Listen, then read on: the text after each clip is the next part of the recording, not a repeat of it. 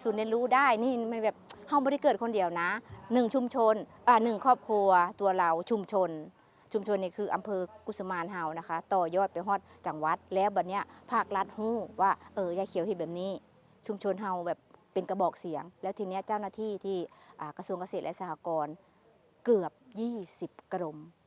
หลั่งเข้ามานี่นะคะก็ต้องขอบคุณทั้งกระทรวงมหาดไทยนำนะคะฝ่ายปกครองพัฒนาชุมชนพัฒนาที่ดินแล้วก็ประมงนะคะแล้วก็ตรวจบัญชีแล้วก็ที่สำคัญที่สุดก็คือ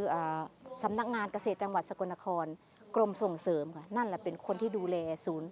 ของเฮานะคะแล้วเป็นอาจารย์ใหญ่ๆเลยคือแบบศูนย์ศึกษาการพัฒนาภูพานและขอบคุณ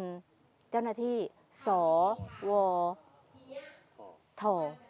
ขอโทษนะคะมันก็คือต้องเรียนรู้กันอีกเป็นครั้งแรกที่เราได้พบเจอกันแล้วก็ทกสนี่คือเป็นคนที่แนะนำให้หูจักกับสวชสวท